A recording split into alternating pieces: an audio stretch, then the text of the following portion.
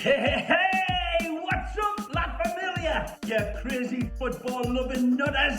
This is Ray Hudson, and you are luxuriating in listening to the Inter Miami podcast with the stupefyingly magnificent Jay and Alex, two lads who are as electrifying as a hairdryer thrown into a hot tub. Stay tuned, because you know what it's going to be. It's going to be magisterial with an amplifier.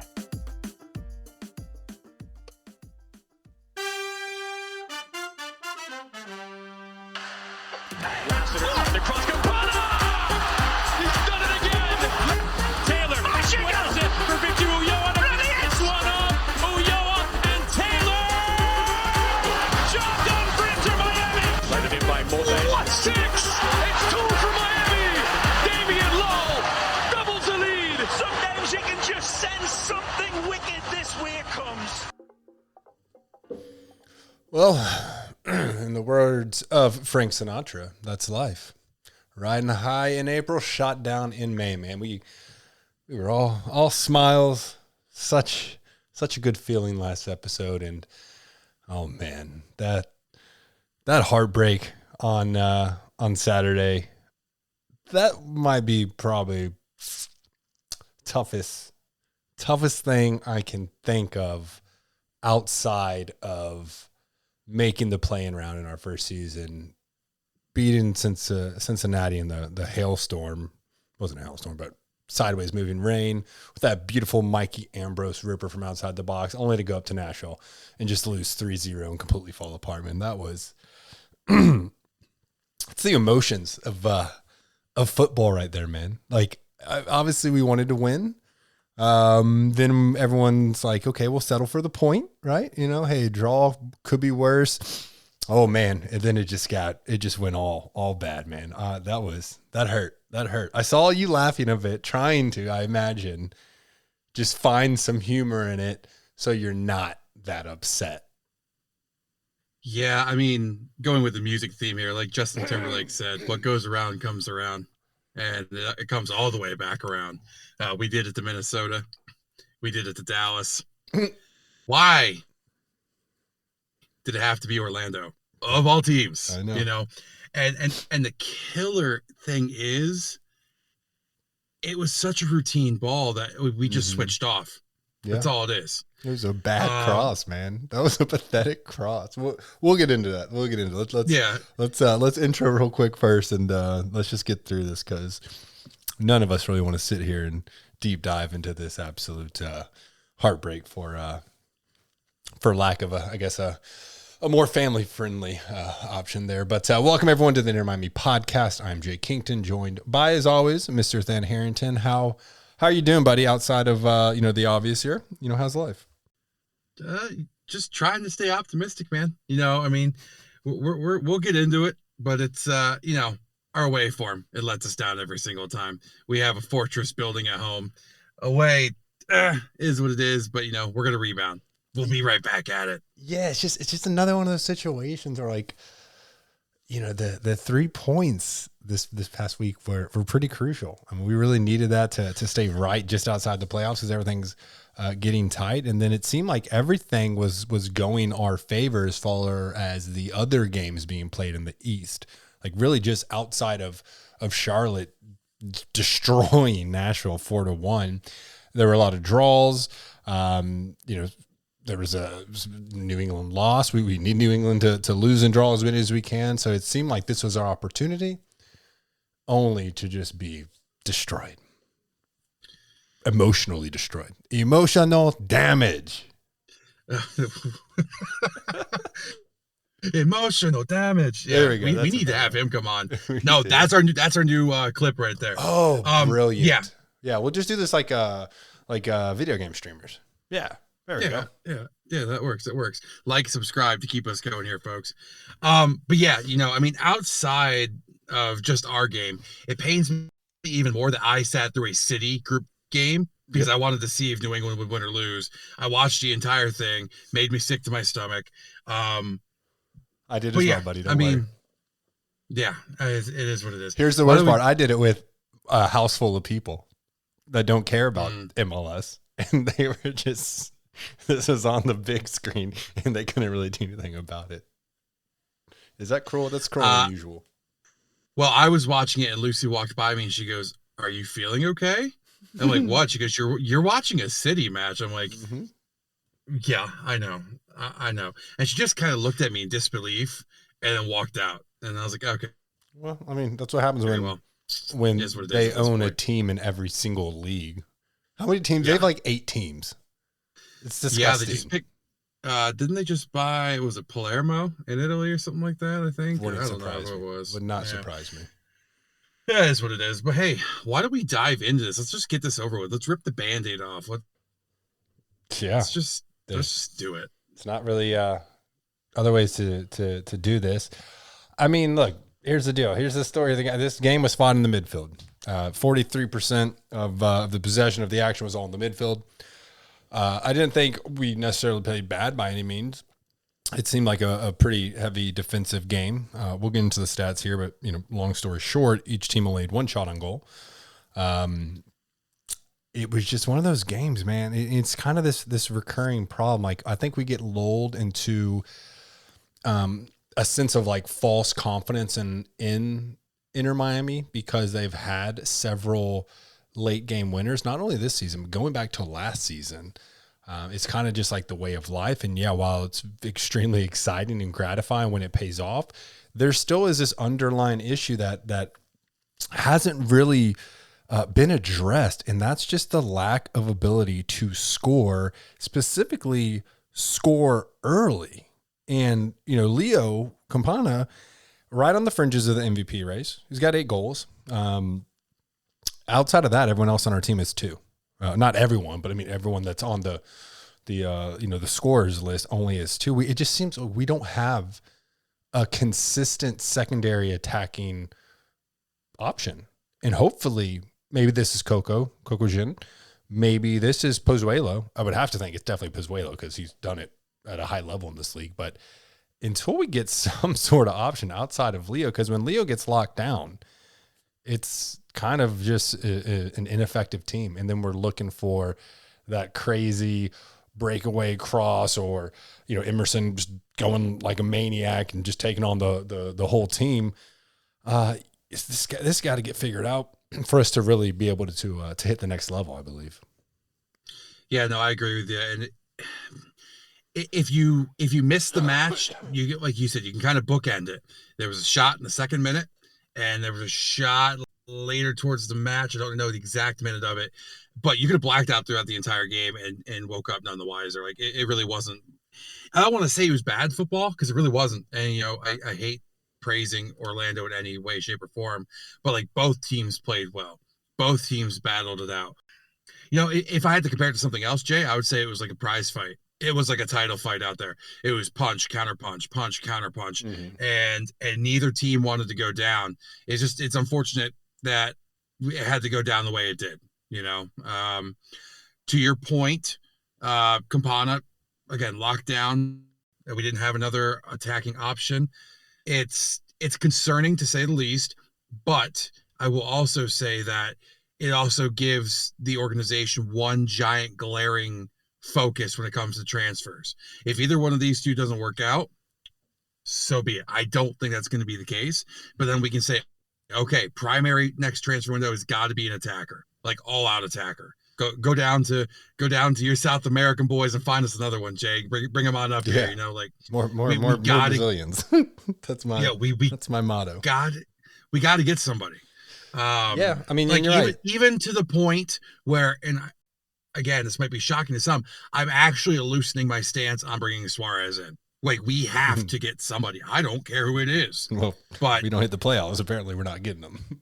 Well, I mean, that is what it is. But, like, if you've been living under a rock, if Damian Lowe scores 1 more, he's tied for 2nd in goals scored for the team. Like, that's absurd. And Gonzalo only has 2 because of penalties. And then it's just a smattering of other players scoring throughout the season. It really lacks consistency, where if you look, and I hate to say it, but you look like NYCFC, Tati's been on fire. Morales has been on fire. Like, you could just throw the ball out to the field, and one of those guys is going to get at least 1 goal a game. it's like they have the consistency that we need. Yeah. So, and I mean, you're right. Outside, so the second minute, Leo has a chance to score, glances the header wide, which is not like can't be mad, but it's just a little like uncharacteristic of him because he's been so good with his head. And then really, I mean, even in the 7th minute when Indiana had a shot that, I mean, you take that shot probably, take that 8 more times or 10 more times and it's going in probably 8. It is only stopped by Galese's nose, which looked like a pretty painful shot to the face. But yeah, then you could have fallen asleep, which I'm sure a lot of the fans did because this was such a late game. And we'll get into Phil's, some of the comments around the press conference, but some of that, that even the announcers were saying was that, this game was delayed 2.5 hours, something like that. And he mentioned that the pregame meal is at like 4:30. So with a delay like that, I mean, you're starving and you don't have the nutrition. And so you're probably just, sucking down as many of those like electrolyte gel packs that you can, trying to get some sort of, energy in your body. But it's just tough. And you're going, late, and it's that humid Florida weather. It just, man, where we were all feeling pretty good going into the game and we're going to get our revenge. It's just all these, outside circumstances happened. And then we revert back to the Inter Miami that can't really put anything away. Yeah. I mean, I looked at the passing chart and it didn't feel like it was one of those games, but if you've looked at the passing charts in the past from games we've lost, the passing definitely played out to a game that we weren't going to win. We didn't have those connecting runs that were equal between the back line, the midfield, and the attacking unit. It was back line trying to lob it, bypassing the midfield. And I actually noticed that there was no actual play between the left wing and the left back. There wasn't enough passes or any passes at all to register on that passing map. So it's showing that we were just trying to force the ball in to wherever we could. And, credit to Orlando. They locked it down. Mm-hmm. Yeah, just as much as we locked it down on the other side. It felt like an early 2000s Premier League match. Pouring, like, not saying it was raining then, but pouring down rain, 2 defensive-minded teams. No one's given up. And just unfortunate that the final bell tolled on us and Orlando walked away with all 3 because they definitely didn't deserve it in my book. No, they didn't deserve it at all. And, we'll fast forward. I mean, really the only things to note on the second half is Emerson came on, looked electrifying at first, was trying to take on the whole team by himself, made some beautiful runs, beating his man, getting into a threatening position, and then would just pass the ball and it just go right to one of the, Orlando defenders. And that brings us to really the end of the game, which was just a horrible, pathetic cross by Jake Mulroney. They said that Yedlin got a little injured, so they think Orlando was attacking that side, attack the weakness. Really, 2 Orlando players in the box, only one in a threatening position. Mulroney just hits this in. It's so short. It's not even a threatening ball. A little bit of miscommunication, exhaustion, whatever you want to call it, between Damian and Drake Callender. Drake's going for this ball, easy save for Drake. And honestly, easy clearance for Damian, but it's just, I think that exhaustion, he was probably off, a half an inch, 10 inch on that ball where he's looking to hit it. And it just comes right off his foot, kind of right over Drake's head into the goal. And I think it hit the top post and bounced down, then back. It was shocking. Like you're just in disbelief, right? It's just unfortunate. Damian Lowe, obviously, probably the best defender Inter Miami's had from an effectiveness and not getting suspensions every other game like Nagal and Gonzalez Perez. You can't really blame Damian. I mean, he really is the leader of that back line. It's just one of those things. That happens, man. The game can be painful. The game can rip your heart out, and that's what happened. So tough. I'm sure that the boys are really still upset. I don't know if that's something you can just get over, with a night's sleep. But hey, man, got a busy week. I mean, busy week, a busy month, and it's up next. It's on to the next one. We've got Philadelphia Union on Wednesday. We've got Charlotte on Saturday. And then Barcelona the following Tuesday. It's just going to keep going. And if I'm not mistaken on my dates, NYCFC's after that. Yeah. I mean, we got to get it in gear. The players looked absolutely gassed. I don't know who would be really fully fit for Wednesday. And we are missing some players.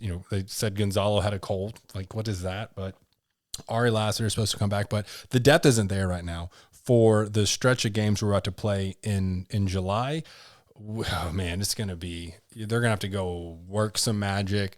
Wouldn't surprise me if like Sean Hundle stays called up, maybe call in a few others. Jovan Jones will probably get some playing time, but more, maybe call up some more others from Inter Miami too.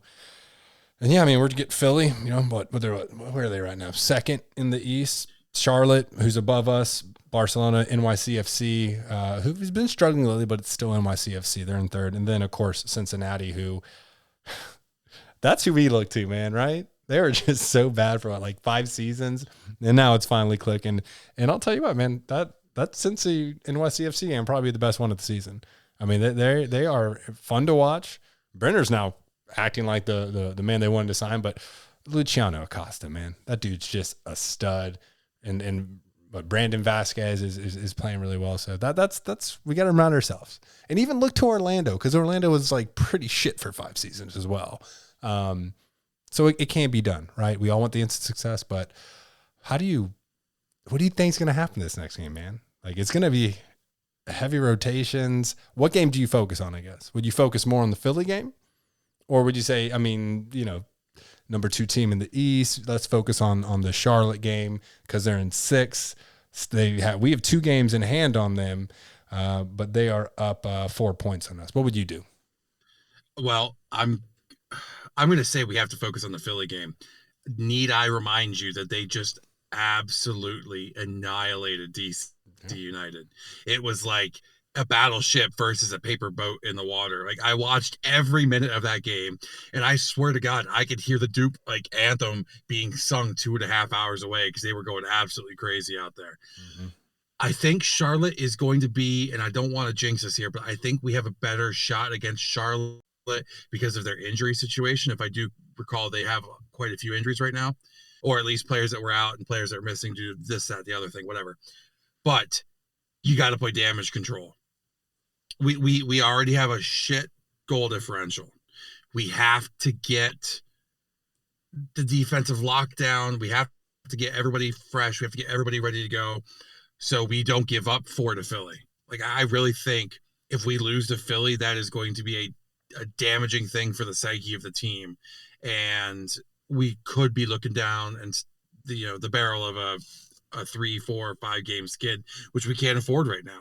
It's interesting you say 4, right? 4-0, because they won 7-0, but they can't play Julian Carranza against us, and he scored the Hattie. So, hey, they could put up those 4 goals. I mean, they did just, lose Santos. So I guess a little bit of good news for us. But and now there's that whole conversation about, Carranza and Morgan are doing so well this season, and everyone's trying to, not everyone, but there are still those people out there on the interwebs who are attacking Phil left and right for anything he does and saying to misuse Carranza and Morgan. There's some validity to that, but considering what was expected of us this season and where we are now, Phil's growing on me. It's all been like a little uncertain, wanted to be fair and not just be like fire Phil, but he's really starting to grow on me. I think he's really starting to grow in the locker room.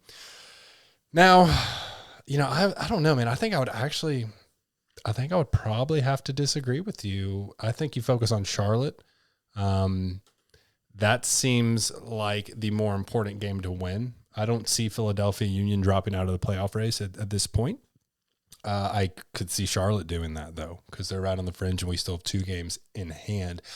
I would probably play our 1B squad against Philadelphia and then try and get back to our prime squad on Saturday against Charlotte. That's just my preference. I don't think, hey, if we go out and we put up the squad against Philadelphia and we can get a win, I'll take that. If you give me 1 win out of Philadelphia and Charlotte, I'll take it. I guess it doesn't really matter at the end of the day. although it would, I think, feel better getting the 3 points on Charlotte and stopping them from getting any points, or at least holding them to a draw versus losing.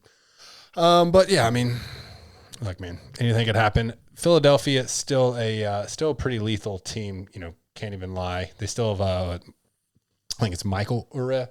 Bedoya was getting some action in there.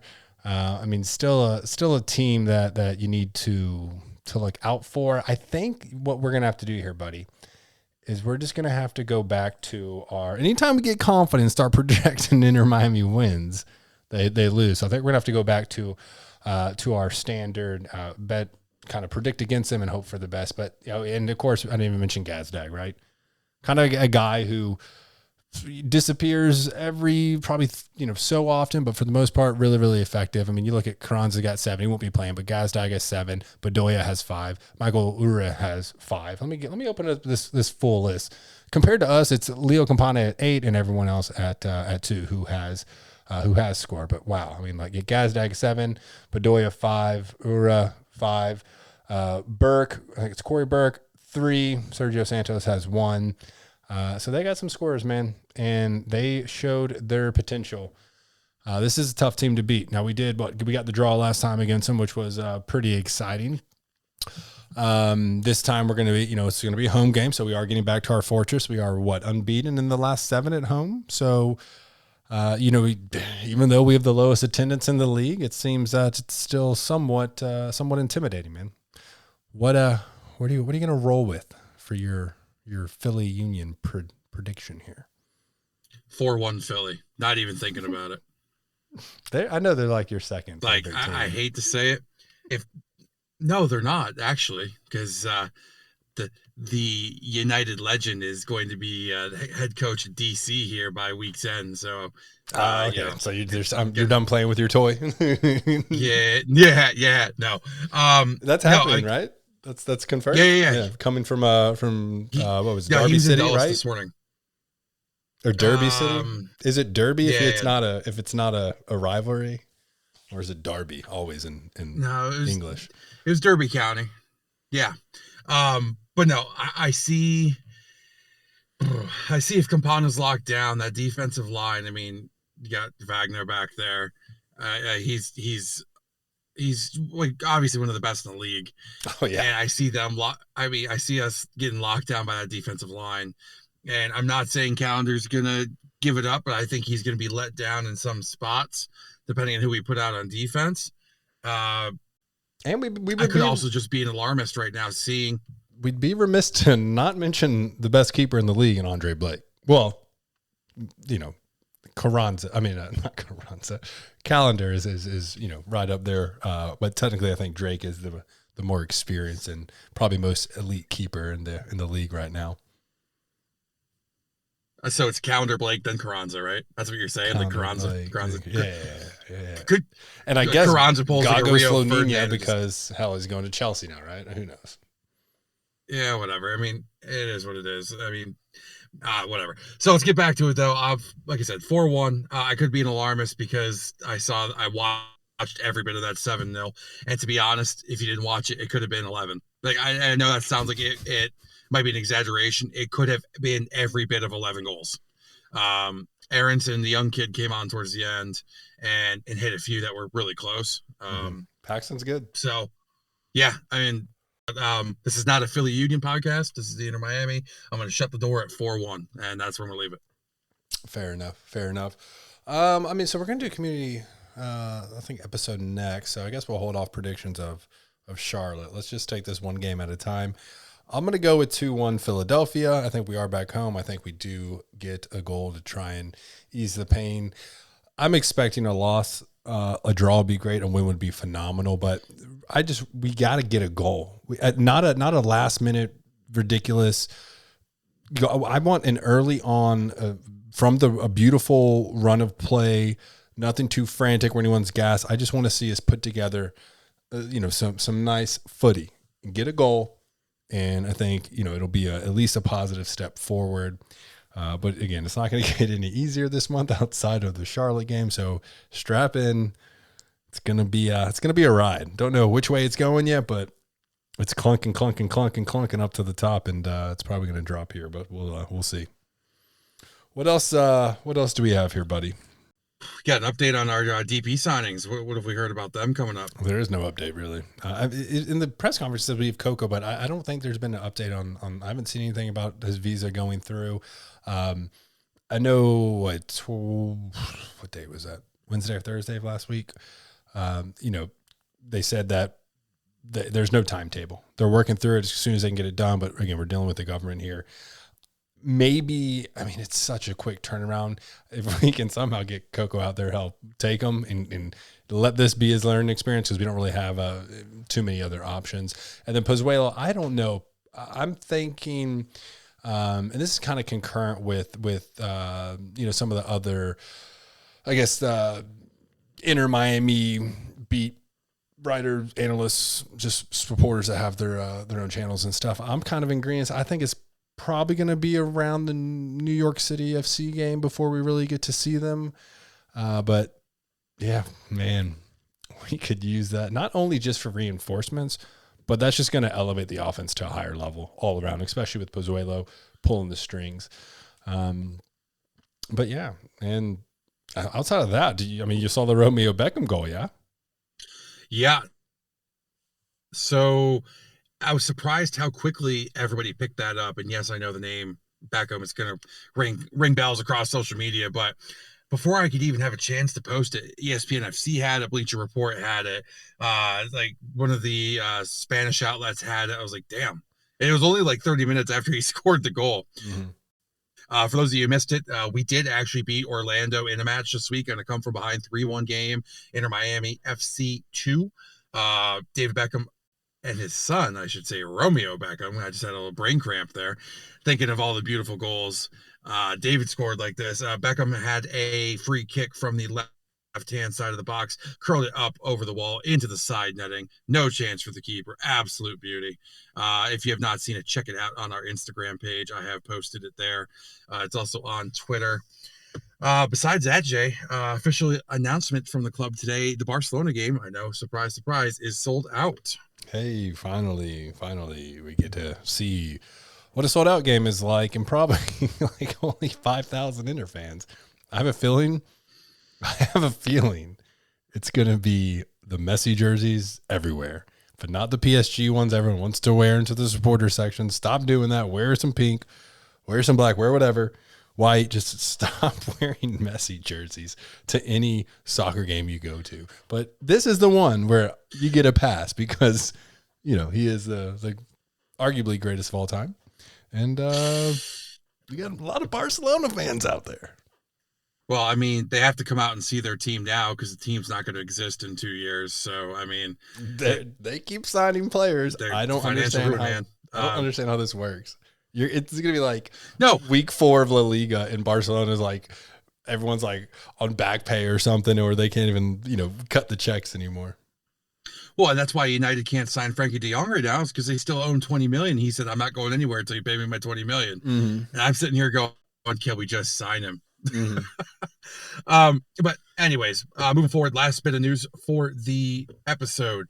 Academy U17 team to be featured in Liga BBVA MX International Youth Tournament. Okay. So the boys, they had a great season, as we covered before. They were one of just 2 MLS academies invited to participate in the tournament based off of strength of its performance at the 2022 Generation Adidas Cup. The event will take place between August 16th and 28th, with the majority of the matches taking place at Centro del Alto Rendimiento. I don't know if I said that right. However, the cool part for the kids here, the final is going to be held at the Azteca Stadium. So that's going to be cool. Hey, you nailed Azteca. I tried that. Let's try. Ready? Word association. Alejandro Pozeulo. Hey, there we go. Listen, if it was French, we could do it all day long. All right. But looking at the international group for this tournament, thank you. Atletico, Feyenoord Rotterdam, Seattle Sounders, and Inter Miami. So one of 2. Philly Union did not get an invite. FC Dallas is not getting an invite. That says, again, a lot about our academy. And there will be 4 teams from Liga MX in this as well. So once again, shout out to the Academy. They're doing well. This is just another stepping stone, another feather in their cap to a great season. All right. Had to hit him with the air horns. All right. Bring us home, buddy. With the non-paid subscription, you give it to everybody. I give it for free. You give it for free. Welcome to OnlyFans. All right. Yeah. If you guys want to partake in our OnlyFans segment, we ask that you reach out to us on Instagram, Twitter, or join our Discord channel and send us any of your fan questions, hot takes, or banter. We will start from the Discord channel. First question here. Thoughts on the Attack's performance? At times it looks quite disjointed. What can we expect from Coco going forward? So how do you think he's going to perform?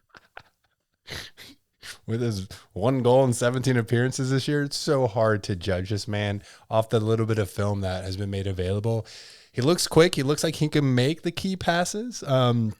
Looks like he has confidence, which is good. Like he knows what, he's got a plan and he's going to execute it. It's not, there are times when we kind of look like a deer in the headlights on the ball in the attack. And I just hope he brings a level of confidence and certainty and just, has some effect. I think that he could create some spaces on the wing. I believe we're going to utilize him primarily as a winger. And I think he does have some attacking ability. I would have to look back to 2012 to 2015 when he was, had like 65 appearances and 17 goals. That's quite better, but at the same time, that was a decade ago. So, hoping for the best. It's another option, but overall, I don't know if we're going to see a ton of change in the attack until Pozeulo comes in. I think he can really help seamlessly connect everybody on the pitch, really. I think, Mota, love him. Love his 30, 35-yard rips. Just have a go. But, he's been a little underwhelming at times compared to, I think, what he thought he was going to be. Bryce Duke has great moments. Indy, as much high praise as we've had for Indy, throughout the past 2 years. One thing we didn't really talk about in the Orlando game was there was a little bit of selfishness there. He missed some runs players were making. There was a beautiful one by Yedlin that he missed. Holding the ball, maybe trying to do a little too much. So, I don't know. We got to get back to a systematic, clinical kind of attacking presence, which it just seems like there's the inconsistency plagues this team. It's a lot of ups, a lot of downs. I think Pozeulo is going to be the main key, and the players just continue improving, working. Phil mentioned, Emerson. There are going to be frustrating points with Emerson. There's going to be really exciting points, but this is a learning process for him. So I think we'll just continue to develop, and Pozeulo comes in, and I think we're going to be, better. I'm not going to say, boom, he comes in, we start ripping 3-4 goals a game, but we'll be more competitive, and certainly, I would have to imagine get some earlier goals. I would agree. I'm also going to say from the academy standpoint, I think we're a year away from starting to see our talent coming up through and really adding to the mix. And, talking about the midfield, just sliding back to that real quick, don't forget we're missing George Acosta in the midfield, and he has the vision to pull those strings. I am kind of bummed out that he's probably going to get moved back down the pecking order. Yeah. But at the same time, it's going to be really good for him to rehab back at Inter Miami too once he gets back. So I'm going to lob you my softball question now for the episode, because I think we both know the answer to this one. Are Orlando fans the corniest or trashiest on earth? Both. You're just yelling F Miami. At least make a song about it.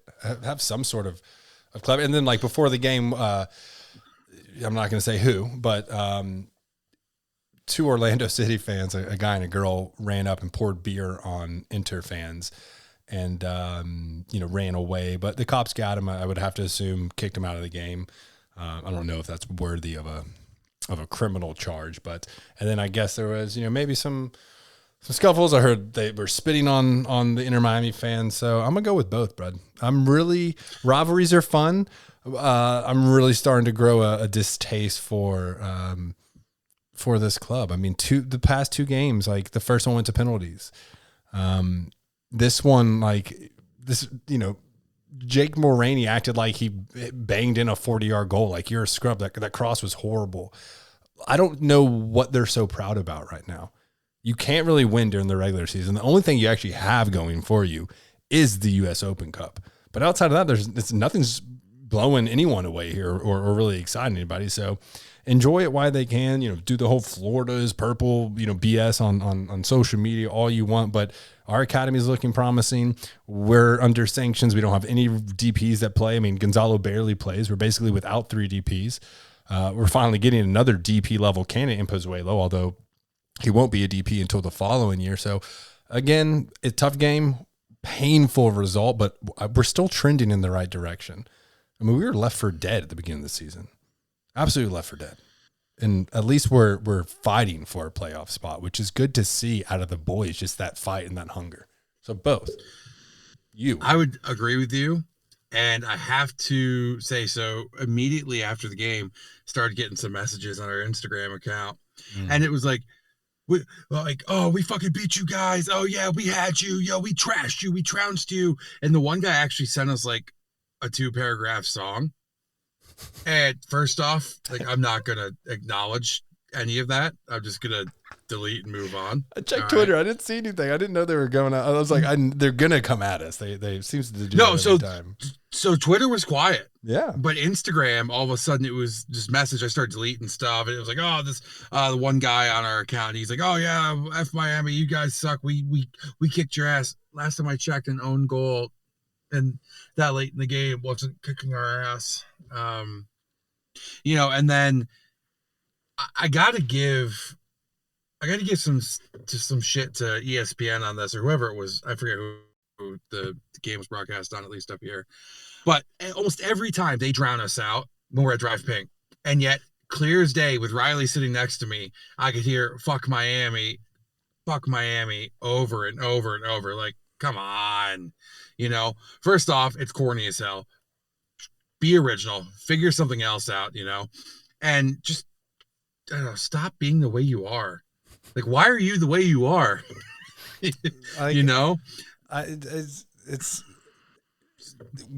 Endure this. Sorry, I'm dealing with a little bronchitis, so I know I sound a little sketchy. Endure this because, again, man, we're trending up. Like, we're going to have one of the best academies in the league, it seems. Next year, we're going to have 3 DPs playing. Like, it's fine. We're going to get our payback. Let them enjoy the early struggles of a club. Let them say any signing. They're going to say, when we sign a new DP in 2027, they're still going to crack that same joke of, oh, what's this, 7 DPs for Inter Miami? Like, it doesn't matter.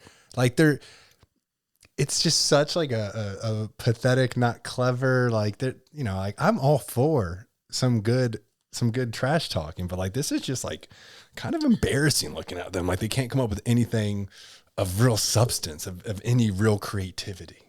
Be better. So I actually had a dream, U.S. Open Cup, because they are playing New York Red Bulls. Oh, our boy Lewis. He's gonna So hold on. This is where this is going. Lewis hits a 90th minute winner, and he would never do this because he's a humble dude. He's great. What I mean, he runs up to the flag, goes to the camera, lifts his shirt up, and the shirt says Florida is pink underneath it, and he fist pumps, and he runs off and celebrates. And I was like, man, if that happened, that'd be, because I wish that dream would come true. Here's the other thing that could happen, which is like a terrible thing to think about. Orlando, if they beat New York Red Bull somehow, they could possibly be playing a USL side for the championship. And they would celebrate it like they won Champions League. Oh, yeah, they would. They're like, what's that meme where they're on the podium? And it's like, dude's popping champagne. He's like at the bottom, like he's like in 3rd place, or sometimes he's like in 10th place. Yeah, that's them. That's them. And here's the best part is, like, outside of like the analysts, when they, are good, like, I think most of the league thinks Orlando fans are annoying anyway, so it's fine. Like, just be yourself. Yeah. Well, I mean, and to that point though, it's no knock against Sacramento Republic FC. like, congrats on making it farther than we did. But like, I don't want to see them go up against Orlando to final. At least Sporting Kansas City has some of the players to be able to give them a fight. Because I don't want them to win. Don't undersell Pasadena. What Sacramento? Yeah, don't undersell Sacramento. What would be better is they lose to a USL team because they've never won hardware. That's like the one like gripe they have, right? Is they really want to get some piece of hardware. They probably haven't even won any like preseason, like, those little 4-game tournaments that they do. So, hey, that would be just amazing if I keep wanting to say Pasadena. If Sacramento was able to take them down, that would be something phenomenal for sure. Yeah. And you know what? On this short episode of the Inter Miami podcast, that's all I got for you today, buddy. Okay, I don't have another one for you. That's pretty easy. So, I think we're going to roll with the community episode for this next one because Dan will be on daddy duty trying to just schedule something, get some sort of episode about the upsetting Orlando game. But we will not talk about it anymore after this, and we will have another chance at revenge when we play them at home at Drive Pink. And they set the tone, baby. You want to bring that? You want to say that, Ruckus? Like we're gonna bring that heat. We're gonna be loud. We're going to be intimidating, I would imagine. But thank you, everyone. Check us out on Twitter at Inter Miami Podcast, on Instagram at Inter Miami Podcast. You got anything, buddy? Just as always, if you're still listening to us, you're the real ones. After toughest loss, we appreciate you. La Familia, we appreciate you. And we'll catch you next time. And as always, vamos, Miami. Vamos, Miami.